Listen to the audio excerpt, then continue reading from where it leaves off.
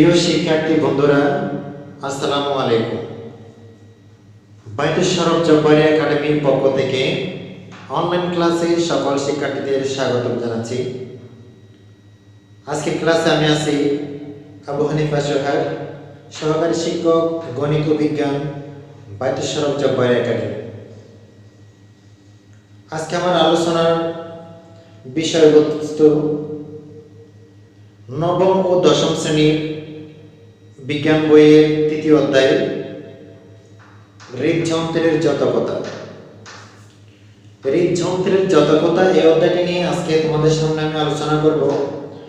শিক্ষার্থীদের প্রতি আমার অনুরোধ থাকবে, তোমরা বই খাতা নিয়ে মনোযোগ দিয়ে অবশ্যই ক্লাসগুলো করবে। তোমরা যদি মনোযোগ সহকারে ক্লাসগুলো করো তাহলে অবশ্যই উপকৃত হবে। তাহলে আমরা পাঠে চলে যাই। আলোচনার বিষয় হৃদযন্ত্রের জাতকতা। হৃদযন্ত্রটা কি?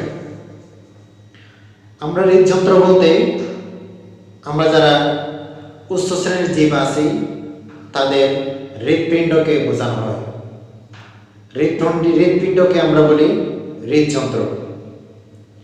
মানব দেহে যতগুলো তন্ত্র আছে তার মধ্যে রক্ত সংবহন তন্ত্র সবচাইতে বেশি গুরুত্বপূর্ণ। এই রক্ত সংবহন তন্ত্রের মূল কেন্দ্র হচ্ছে হৃদযন্ত্র বা হৃদপিণ্ড। আমরা আজকে এই হৃদযন্ত্র নিয়ে আলোচনা শুরু করব। আজকে প্রাথমিক ধারণাগুলো তোমাদের দেব, পরবর্তী ক্লাসে আরো বিস্তারিত আলোচনা করব ইনশাআল্লাহ। আমাদের শরীরে হৃদপিণ্ডের সাহায্যে শরীরের বিভিন্ন অংশে রক্ত সরবরাহ করা হয়। তাহলে সে রক্তটা কি? আজকে রক্তটা নিয়ে সামান্য আলোচনা করবো ইনশাআল্লাহ। তাহলে আসো দেখো, প্রথমে আমরা জানবো রক্ত কি। অবশ্যই আমরা দেখেছি রক্ত কি। শরীরের কোনো অংশ কেটে গেলে আমাদের শরীর থেকে রক্ত ঝরে, তা আমরা দেখেছি। অনেকে রক্ত আবার মুখেও দিয়ে দেখে, অনেকে আবার খায়। বাট রক্ত আমাদের জন্য হালাল না, রক্ত আমরা খাই না। অনেকে মুখে দেয়, যারা মুখে দিচ্ছে তারা অবশ্যই বুঝতে পারবে রক্ত একটু সামান্য লবণাক্ত, সামান্য ক্ষারীয়। এই সামান্য ক্ষারীয় তরল পদার্থ, সেটাই হচ্ছে আমাদের রক্ত। রক্তের মধ্যে প্রধানত দুইটি উপাদান রয়েছে, এই যে রক্তরস আর রক্তকণিকা। রক্তরসকে প্লাজমা বলা হয়। সাধারণত রক্তের মধ্যে রক্তরসের পরিমাণ 55%।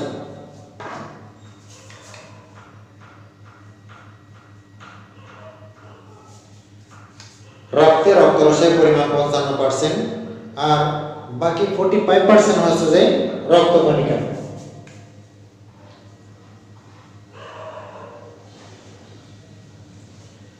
বাকি 45% হচ্ছে রক্তকণিকা। প্রথমে আসি আমরা রক্তরস নিয়ে একটু সামান্য আলোচনা করি। রক্তরস আবার কিরকম? রক্তরসটা পানি, প্রায় 90% পানি থাকে। রক্তরসে 90% পানি থাকে।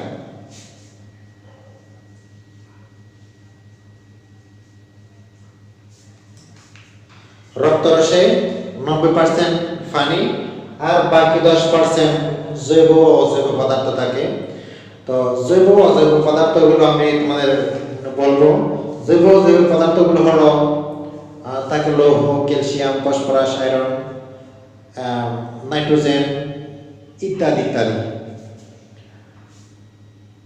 এই রক্তরসের কাজ কি? আমাদের শরীরে এই রক্তরসের কাজটা কি? রক্তরসের প্রধান কাজ হলো, এই যে রক্তের মধ্যে রক্তকণিকা রয়েছে, এই রক্তকণিকাগুলোকে শরীরের বিভিন্ন অংশে প্রবাহিত করা। প্রধান কাজ হচ্ছে রক্তকণিকাগুলোকে শরীরের বিভিন্ন অংশে প্রবাহিত করা, শরীরের বিভিন্ন জায়গায় অক্সিজেন সরবরাহ করা, আবার শরীরের বিভিন্ন জায়গা থেকে দূষিত পদার্থগুলা রেচনের জন্য সরবরাহ করা। এগুলো হচ্ছে প্রধানত রক্তরসের কাজ। এবার আসে আমরা রক্তকণিকা। রক্তকণিকাকে প্রধানত 3 ভাগে ভাগ করা যায়। এই যে লোহিত রক্তকণিকা, শ্বেত রক্তকণিকা, অনুচক্রিকা। প্রথমে দেখি লোহিত রক্তকণিকা কি, কেনই বা তাকে লোহিত বলা হয়। আমরা জানি লোহিত শব্দের অর্থ লাল। আমাদের রক্ত লাল হয় লোহিত রক্তকণিকার কারণে। লোহিত রক্তকণিকায় এক ধরনের রঞ্জক পদার্থ থাকে যাকে আমরা হিমোগ্লোবিন নামে ডাকি। ওই হিমোগ্লোবিনের উপস্থিতির কারণে লোহিত রক্তকণিকা লাল দেখায়। লোহিত রক্তকণিকা আসলে দেখতে কিশমিশ আছে না, কিশমিশ কিশমিশ যখন পানিতে ভিজে টসটসে হয়ে যায়, দেখতে এরকমই লোহিত রক্তকণিকা। লোহিত রক্তকণিকা কোনো নিউক্লিয়াস থাকে না, ওটা সাধারণত অ্যাপারেন্ট হয়।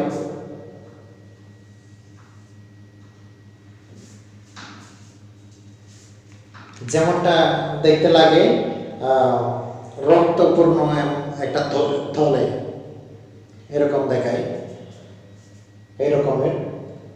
এখানে নিউক্লিয়াস থাকে না। আর লোহিত রক্তকণিকা তৈরি হয় আমাদের অস্থিমজ্জায়। অস্থি মানে হাড়, হাড়ের ভিতরে অস্থিমজ্জার মধ্যে আমাদের লোহিত রক্তকণিকা তৈরি হয়। লোহিত রক্তকণিকা তৈরি হয়ে রক্তরসে আসার আগেই এদের নিউক্লিয়াস নষ্ট হয়ে যায়, নিউক্লিয়াস বিহীন হয়ে যায়। আর এই লোহিত রক্তকণিকাগুলো জমা থাকে কোথায়? উৎপন্ন হয়ে লোহিত রক্তকণিকাগুলো জমা থাকে আমাদের প্লেহাতে, আমাদের যকৃতের নিচে আর পাকস্থলীর উপরে একটা জিহ্বার মতো দেখতে একটা অংশ আছে। ওই অংশটার নাম হচ্ছে প্লেহা। ওই প্লেহাতেই লোহিত রক্তকণিকাগুলো জমা থাকে। লোহিত রক্তকণিকার প্রধান কাজ কি আমি সংক্ষেপে তোমাদের দেখাচ্ছি, একটু মনোযোগ সহকারে দেখো।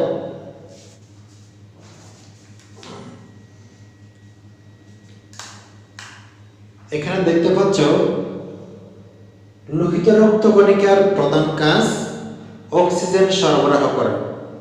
আমরা নিঃশ্বাসের মাধ্যমে যখন বায়ু থেকে অক্সিজেন গ্রহণ করি, সে অক্সিজেন লোহিত রক্তকণিকায় বিদ্যমান হিমোগ্লোবিনের সাথে বিক্রিয়া করে। কার সাথে? আমি আবারও বলছি, আমরা যখন বায়ু থেকে অক্সিজেন গ্রহণ করি, সেই অক্সিজেন লোহিত রক্তকণিকায় বিদ্যমান হিমোগ্লোবিনের সাথে বিক্রিয়া করে হিমোগ্লোবিন নামক একটি যৌগ গঠন করে। সেই যৌগটা রক্তরসের মাধ্যমে আমাদের সারা শরীরে প্রতিটি কোষে অক্সিজেন সরবরাহ হয়। তার মানে আমরা বুঝলাম লোহিত রক্তকণিকার প্রধান কাজ শরীরে অক্সিজেন সরবরাহ করা, শরীরের প্রত্যেকটা কোষে অক্সিজেন সরবরাহ করা। আবার আমাদের শরীরের বিভিন্ন কোষে কার্বন ডাইঅক্সাইড তৈরি হয়। সেই কার্বন ডাইঅক্সাইডগুলো বিভিন্ন বাইকার্বনেট রূপে কোষ থেকে বের হয়ে রক্তরসে মিশে সেই রক্তরসের মাধ্যমে সেগুলো আবার হৃৎপিণ্ডে আসে, হৃৎপিণ্ড থেকে ফুসফুসে পৌঁছায়। ফুসফুস থেকে আমরা প্রশ্বাসের মাধ্যমে কার্বন ডাইঅক্সাইডটা বাইরে মুক্ত করি। আমি আবারও বলছি, লোহিত রক্তকণিকায় এক ধরনের রঞ্জক পদার্থ আছে হিমোগ্লোবিন। আমরা যখন নিঃশ্বাসের মাধ্যমে অক্সিজেন গ্রহণ করি, সেই অক্সিজেন হিমোগ্লোবিনের সাথে বিক্রিয়া করে অক্সি হিমোগ্লোবিন নামক এক ধরনের যৌগ তৈরি করে। সেই যৌগটা রক্তরসের মাধ্যমে শরীরের বিভিন্ন অংশে বিভিন্ন কোষে প্রেরণ করে। আবার শরীরের বিভিন্ন কোষ থেকে উৎপন্ন কার্বন ডাই অক্সাইড রক্তরসে এসে পৌঁছায় বাইকার্বনেট রূপে। রক্তরস হয়ে সেগুলা হৃৎপিণ্ডে আসে, হৃৎপিণ্ড থেকে ফুসফুসে যায়, ফুসফুস থেকে আমরা প্রশ্বাসের মাধ্যমে পরিবেশে মুক্ত করি। এইভাবে আমরা অক্সিজেন গ্রহণ এবং কার্বন ডাইঅক্সাইড ত্যাগ করি। গেল লোহিত রক্তকণিকার প্রধান কাজ অক্সিজেন সরবরাহ করা। এরপরে আসি শ্বেত রক্তকণিকা। আর একটা কথা বলে নিই, লোহিত রক্তকণিকা নিয়ে আর কিছু কথা আছে। লোহিত রক্তকণিকার জীবনকাল মানে আমাদের শরীরে লোহিত রক্তকণিকা উৎপন্ন থেকে নষ্ট হয়ে যাওয়া পর্যন্ত সময় লাগে 120 দিন বা 4 মাস। সেজন্য আমরা যারা রক্ত দান করি তারা 4 মাস পর পরে রক্ত দিতে পারি, কারণ আমাদের শরীরে প্রতিনিয়ত অস্থিমজ্জাতে লোহিত রক্তকণিকা তৈরি হয়। লোহিত রক্তকণিকা তৈরি হয়ে 120 দিন পর্যন্ত আমাদের শরীরে কর্মক্ষম থাকে। 120 দিন পর তাদের ক্রিয়া বন্ধ হয়ে যায়। এরপরে আবার নতুন লোহিত রক্তকণিকা সৃষ্টি হয়। তবে যারা বয়সে ছোট তাদের লোহিত রক্তকণিকার পরিমাণ সবচেয়ে বেশি। যেমন যারা মাতৃভ্রূণ তাদের শরীরে লোহিত রক্তকণিকার পরিমাণ সবচেয়ে বেশি। তাদের রক্তে প্রতি ঘন মিলিমিটারে প্রায় লোহিত রক্তকণিকার সংখ্যা 80 থেকে 90 লক্ষ। ভ্রূণ যারা আছে মায়ের পেটের ভ্রূণ, তাদের শরীরে প্রতি ঘন মিলিমিটারে রক্তের পরিমাণ লোহিত রক্তকণিকার সংখ্যা প্রায় 80 থেকে 90 লাখ। আর যারা শিশু, জন্মের পর শিশু, তাদের রক্তে থাকে প্রায় 60 থেকে 70 লাখ লোহিত রক্তকণিকা। এর পরবর্তীতে পূর্ণবয়স্ক পুরুষ যারা আছে তাদের শরীরে থাকে 7.5 থেকে 5.5। তারপর মহিলাদের থেকে থাকে 7 থেকে 5 লাখ। তার মানে বয়স যত বাড়ে লোহিত রক্তকণিকার পরিমাণ শরীরে ততই কমে। লোহিত রক্তকণিকায় লাল কণিকা হিমোগ্লোবিন থাকার কারণে এটাকে রেড ব্লাড সেল অথবা সংক্ষেপে আরবিসিও বলে। রেড ব্লাড সেল বা আরবিসিও বলে। তাহলে গেল লোহিত রক্তকণিকার কথা। এবার আসি আমরা শ্বেত রক্তকণিকায়। শ্বেত রক্তকণিকা আরেকটা গুরুত্বপূর্ণ কণিকা, তবে মানবদেহে শ্বেত রক্তকণিকার পরিমাণ লোহিত রক্তকণিকার চেয়ে পরিমাণে কম।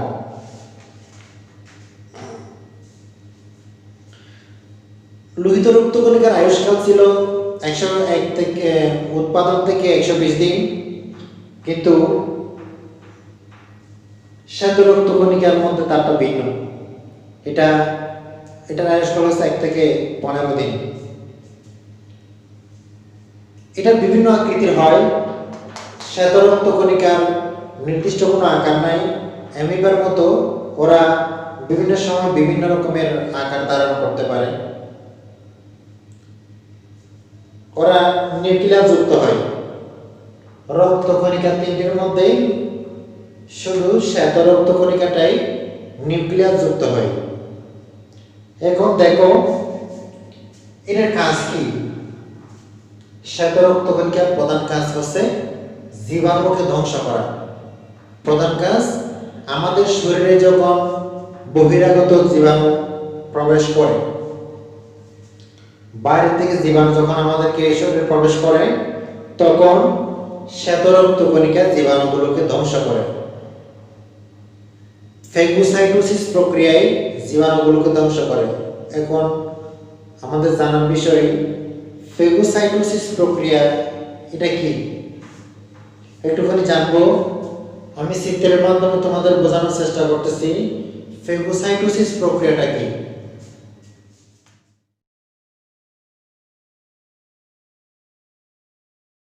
ফেগোসাইটোসিস প্রক্রিয়ার চিত্রটা একটুখানি লক্ষ্য করো।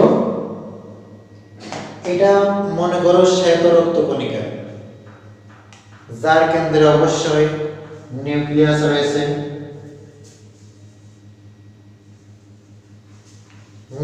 রয়েছে। আমরা প্রথমে বলেছি শ্বেত রক্তকণিকার নির্দিষ্ট কোনো আকার নাই, ইচ্ছে মতো আকার ধারণ করতে পারে। আর এটির কাজ হচ্ছে জীবাণুকে ধ্বংস করা। জীবাণু ধ্বংস করা কোন পদ্ধতিতে? জীবাণু ধ্বংস করার পদ্ধতির নাম হচ্ছে ফেগোসাইটোসিস প্রক্রিয়া। এই ফেগোসাইটোসিস প্রক্রিয়াটা কি সেটা আমি তোমাদের চিত্রের মাধ্যমে দেখানোর চেষ্টা করছি। এই যে দেখো, এটা শ্বেত রক্তকণিকা। শ্বেত রক্তকণিকা যখন কোনো একটা জীবাণুর সংস্পর্শে আসে অথবা শরীরে যখন রোগ জীবাণু প্রবেশ করে, দ্রুত শ্বেত রক্তকণিকাটি জীবাণুর সংস্পর্শে যায়। জীবাণুর সংস্পর্শে গিয়ে তখন একটি খাঁজের সৃষ্টি করে, যে খাঁজের ভিতরে জীবাণুটি ঢুকে পড়ে। পরবর্তীতে খাঁজটা গভীর থেকে গভীর হয়ে পরবর্তীতে ওই জীবাণুকে আটকে ফেলে। আটকানোর পরে সেটি রক্তকণিকার ভিতরে প্রবেশ করে, সেটা নষ্ট হয়ে যায়, হজম হয়ে যায়। এইভাবে জীবাণুকে ধ্বংস করে, আমাদেরকে রোগ থেকে হেফাজত করে। আর শরীরের মধ্যে অ্যান্টিজেন এবং অ্যান্টিবডি তৈরির মাধ্যমে রোগ প্রতিরোধ ক্ষমতা বৃদ্ধি করে। এ হলো শ্বেত রক্তকণিকার কাজ। শ্বেত রক্তকণিকার সংখ্যা আগেই বলেছি লোহিত রক্তকণিকার তুলনায় কম থাকে। এবার আসো অনুচক্রিকা। অনুচক্রিকা কি? অনুচক্রিকাও নিউক্লিয়াসবিহীন একটি কণিকা। এটাকে ইংরেজিতে প্লেটলেটও বলা হয়। এটা গোলাকার, ডিম্বাকার বা বিভিন্ন আকারের হতে পারে। বিশেষ করে গোলাকার, ডিম্বাকার অথবা রডের মতো, বিশেষ করে এই আকৃতির হয়। এখানে অনুচক্রিকাগুলোতে মাইটোকন্ড্রিয়া, গোলজি বস্তু ইত্যাদি সব থাকে, বাট নিউক্লিয়াস থাকে না। এই জায়গাটা খেয়াল রাখবো। আমি শুরুতেই বলছি তোমাদের লোহিত রক্তকণিকা এবং অনুচক্রিকায় নিউক্লিয়াস থাকে না, আর শ্বেত রক্তকণিকায় নিউক্লিয়াস থাকে। অনুচক্রিকার কাজটা কি? অনুচক্রিকার কাজ হচ্ছে আমাদের শরীরের কোনো অংশ কেটে গেলে দ্রুত ওই জায়গায় গিয়ে রক্ত জমাট বাঁধে। রক্ত জমাট বাঁধার পরে আমাদের রক্ত পড়াটা বন্ধ করে। এটার মূল কাজ হচ্ছে আমাদের শরীরের কোনো অংশ কেটে গেলে রক্ত পড়া বন্ধ করা। শরীরের কোনো অংশ কেটে গেলে রক্ত জমাট বেঁধে আমাদের শরীর থেকে রক্ত পড়া বন্ধ করে। এইটা হচ্ছে যে অনুচক্রিকার প্রধান কাজ। এখন আমরা জানতে পারলাম রক্ত প্রধানত দুটি অংশে বিভক্ত, রক্তরস আর রক্তকণিকা। টোটাল রক্তের পরিমাণ 55% আর রক্তকণিকার পরিমাণ 45%। রক্তরসের মধ্যে প্রায় 90% পানি আর 10% জৈব অজৈব উপাদান। জৈব অজৈব উপাদানের মধ্যে আমি বলেছি calcium, phosphorus, iron, nitrogen, oxygen, carbon dioxide ইত্যাদি ইত্যাদি। এরপরে রক্তরসের খাঁজে বলেছি, রক্তরসের খাঁজে এসে বলেছি রক্তরস রক্তকণিকাগুলোকে শরীরের বিভিন্ন অংশে প্রবাহিত করে। শরীর থেকে দূষিত পদার্থগুলোকে বহন করে আমাদের বৃক্কে নিয়ে আসে। বৃক্ক মানে আমাদের ওই কি যেন বলে কিডনিতে নিয়ে আসে। আর দূষিত পদার্থগুলোকে শুধু কিডনিতে নয়, আমাদের ঘামের মাধ্যমে বের করা, ফুসফুসে বহন করা, সব কাজে রক্তরসের মাধ্যমে হয়ে থাকে। এরপরে বলছি রক্তকণিকা। রক্তকণিকাকে প্রধানত তিন ভাগে ভাগ করা হয়েছে। রক্তকণিকা হচ্ছে লোহিত রক্তকণিকা, শ্বেত রক্তকণিকা, অনুচক্রিকা। লোহিত রক্তকণিকা দেখতে গোলাকার, একটা রক্তের থলের মতো দেখতে। এটাকে রেড ব্লাড সেল বলা হয়, কারণ এখানে একটি রঞ্জক পদার্থ থাকে, এটার নাম হিমোগ্লোবিন। আর এটার আয়ুষ্কাল হচ্ছে 120 দিন, তার মানে 4 মাস পর্যন্ত আমাদের শরীরে বাঁচে। এটা তৈরি হয় অস্থিমজ্জা থেকে। অস্থিমজ্জা মানে আমাদের হাড়ের ভিতর থেকে তৈরি হয়। আর জমা থাকে প্লেহাতে। প্লেহার পরিচয় আমি দিয়েছি। প্লেহা হচ্ছে আমাদের যকৃতের নিচে আর পাকস্থলীর উপরে একটা জিহ্বার ন্যায় অংশ, ওটার জমা থাকে, প্রয়োজন অনুসারে সেখান থেকে বের হয়ে হৃৎপিণ্ডে আসে। এরপরে লোহিত রক্তকণিকার কাজে বলেছি, এটার কাজ অক্সিজেন সরবরাহ করা। কিভাবে অক্সিজেন সরবরাহ করে? আমরা যখন অক্সিজেন গ্রহণ করি, অক্সিজেন লোহিত রক্তকণিকায় বিদ্যমান হিমোগ্লোবিনের সাথে বিক্রিয়া করে অক্সি হিমোগ্লোবিন নামক যৌগ গঠন করে। ওই অক্সি হিমোগ্লোবিন নামক যৌগটি রক্তরসের মধ্য দিয়ে আমাদের শরীরের বিভিন্ন কোষে প্রবেশ করে। এইভাবে লোহিত রক্তকণিকা অক্সিজেন সরবরাহ করে। আবার শ্বেত রক্তকণিকা, শ্বেত রক্তকণিকার নির্দিষ্ট কোনো আকার নাই। ওটা স্টার আকার হইতে পারে, গোলাকার হইতে পারে, লম্বালম্বী হইতে পারে, এমিবার মতো নির্দিষ্ট আকার নাই। ওরা যে কোনো সময় যে কোনো আকার ধারণ করতে পারে। লোহিত রক্তকণিকার তুলনায় শ্বেত রক্তকণিকার পরিমাণ কম। এর আয়ুষ্কাল 1 থেকে 15 দিন বলেছি। এর প্রধান কাজ হচ্ছে জীবাণুকে ধ্বংস করা। আমাদের শরীরে যখন রোগ জীবাণু প্রবেশ করে, তখন সে ফেগোসাইটোসিস প্রক্রিয়ায় জীবাণুকে আক্রমণ করে, জীবাণুকে ধ্বংস করে দেয়, আমাদেরকে রোগবালা থেকে হেফাজত করে। আর আমাদের শরীরে অ্যান্টিজেন এবং অ্যান্টিবডি তৈরি করে আমাদের শরীরের রোগ প্রতিরোধ ক্ষমতা বৃদ্ধি করে। এরপরে বলছি অনুচক্রিকা। অনুচক্রিকা এটা নিউক্লিয়াসবিহীন, নিউক্লিয়াস থাকে না, ওটার আকার হইতে পারে ডিম্বাকার, গোলাকার, রডের মতো ইত্যাদি আকার হইতে পারে। তো এর কাজ কি? আমাদের শরীরে কোনো জায়গায় রক্ত কোনো জায়গায় কেটে গেলে দ্রুত ওই স্থানে গিয়ে রক্ত জমাট বাঁধতে সাহায্য করে। আর একটা গুরুত্বপূর্ণ কথা বলেনি, আমাদের শরীরে শ্বেত রক্তকণিকার পরিমাণ কম থাকলেও যখন আমরা আমাদের শরীরে যখন কোনো রোগ জীবাণু প্রবেশ করে, তখন এর সংখ্যা মাত্রাতিরিক্ত বেড়ে যায়। কেন বেড়ে যায়?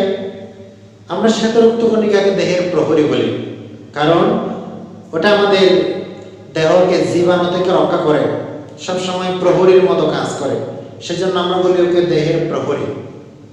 এখন মনে করো আমাদের শরীরে যখন রোগ জীবাণু প্রবেশ করে, এই রোগ জীবাণুকে আক্রমণ করার জন্য শরীরে যতটুকু শ্বেত রক্তকণিকা আছে, এগুলো যদি খাবার না হয়, তাহলে রোগ জীবাণুকে আক্রমণ করার জন্য ওরা দ্রুত বংশ বিস্তার করে, আরও অধিক পরিমাণ শ্বেত রক্তকণিকা তৈরি করে।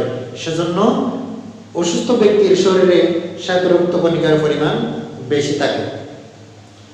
এতটুকু জানলে আমাদের জন্য যথেষ্ট হবে। এরপরে রক্ত আমাদের জন্য উপকারী। রক্ত না হলে আমরা বাঁচবো না। তারপরেও রক্ত এগুলোর পরিমাণ কম বা বেশি হলে আমাদের শরীরে বিভিন্ন রকমের সমস্যা হয়, সেগুলো আমরা একটু পরে জানবো। তবে এখন এই রক্তের সামগ্রিক কাজগুলো আমি একসাথে আলোচনা করার চেষ্টা করছি। একটু রক্তের কাজগুলো একটু দেখো। রক্তের কাজগুলো একটু লক্ষ্য করো। প্রথমে শ্বাসকার্যের কথায় আসি। শ্বাসকার্য একটু আগে আমরা বলেছি লোহিত রক্তকণিকা অক্সিজেন সরবরাহ করে নিয়ে যায় শরীরের বিভিন্ন অংশে।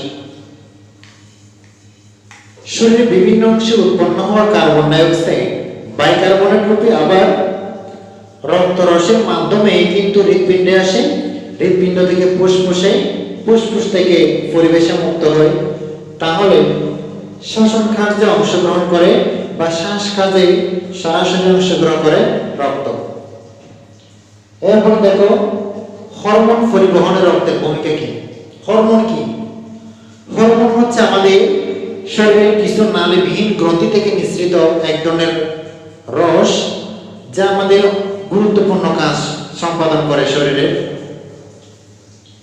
সেগুলোকে শরীরের বিভিন্ন জায়গায় যেখানে যাহা প্রয়োজন তাহা সরবরাহ করে রক্তরস। খাদ্য সার পরিবহন, আমরা যে খাবার খাই, খাবার খাওয়ার পরে পরিপাক হয়ে আমাদের যে খাদ্য সার তৈরি হয়, ওই খাদ্য সার রক্তের মাধ্যমে সারা শরীরে প্রবাহিত হয়। এরপরে বর্জ্য পরিবহন, আমাদের শরীরে প্রতিনিয়ত বিপাকীয় ক্রিয়া চলতেছে। বিপাক ক্রিয়া কি? আমরা যে খাবার খাচ্ছি, খাবার থেকে আমাদের শরীরে প্রয়োজনীয় যে সমস্ত উপাদান আছে সেগুলো শোষিত হচ্ছে, অপ্রয়োজনীয়গুলা অপসারণ করা হচ্ছে, আবার শরীরের বিভিন্ন কোষে কার্বন ডাইঅক্সাইড, নাইট্রোজেন গঠিত বর্জ্য পদার্থ ইত্যাদি তৈরি হচ্ছে। সেগুলো নিষ্কাশনের জন্য শরীরের বিভিন্ন জায়গা থেকে শোষণ করে আমাদের এই যে কিডনিতে নিয়ে আসে, বৃক্কে নিয়ে আসে, গামের মাধ্যমে বের করে দেয়, ফুসফুস থেকে ফুসফুসের মাধ্যমে বের করে দেয়। এই কাজগুলা রক্তই করে। এরপরে দেখো উষ্ণতা নিয়ন্ত্রণ, আমাদের শরীরের তাপমাত্রা সব দিকে সমানই থাকে। আমাদের শরীরে বিপাক ক্রিয়ার ফলে তাপ উৎপন্ন হয়। এই তাপগুলো রক্তের মাধ্যমে সারা শরীরে প্রবাহিত হয়, যার কারণে শরীরের মধ্যে তাপমাত্রার সমতা রক্ষা থাকে, তাপমাত্রার সমতা ঠিক থাকে। এরপর দেখো রোগ প্রতিরোধ। রোগ প্রতিরোধের সম্বন্ধে একটু আগে আমি বলেছি, আমাদের শরীরে যখন রোগ জীবাণু ঢোকে, অনুচ্ছেদ রক্তকণিকা সেগুলোকে ফেগোসাইটোসিস প্রক্রিয়ায় ধ্বংস করে দেয় এবং অ্যান্টিজেন এবং অ্যান্টিবডি তৈরির মাধ্যমে আমাদেরকে রোগ প্রতিরোধ ক্ষমতা বৃদ্ধি করে। এগুলো হচ্ছে আমাদের রক্তের কাজ। আজকে এ পর্যন্তই রাখলাম। রক্ত কি? রক্তকে প্রধানত কয় ভাগে ভাগ করা হয়েছে? রক্তের কাজ কি এই বিষয় নিয়ে আলোচনা করলাম। ইনশাআল্লাহ আগামী ক্লাসে রক্তের বিভিন্ন গ্রুপে ভাগ করা, রক্তজনিত আমাদের কি কি সমস্যা হয়, আর হৃৎপিণ্ড কিভাবে আমাদের শরীরে রক্ত সরবরাহ করে, সেই বিষয়ে আগামী ক্লাসে বিস্তারিত আলোচনা করার চেষ্টা করবো ইনশাআল্লাহ। আজকে যতটুকু আলোচনা করেছি অতটুকু তোমরা ভালোভাবে রপ্ত করবে আর মূল বই থেকে রিডিং পড়বে। এখানে কোনো প্রবলেম যদি তোমরা পাও তাহলে অবশ্যই কমেন্টে জানাতে ভুলবে না। পরবর্তী ক্লাসে তোমাদের সমস্যাগুলো নিয়ে আলোচনা করার যথেষ্ট চেষ্টা করবো ইনশাআল্লাহ। এতক্ষণ ধরে আমার সাথে থাকার জন্য সবাইকে অন্তঃস্থল থেকে ধন্যবাদ জানাচ্ছি। পরবর্তী ক্লাসের আমন্ত্রণ জানিয়ে এখানে শেষ করছি। ধন্যবাদ সবাইকে। আসসালামু আলাইকুম ওয়া রাহমাতুল্লাহি ওয়া বারাকাতুহু।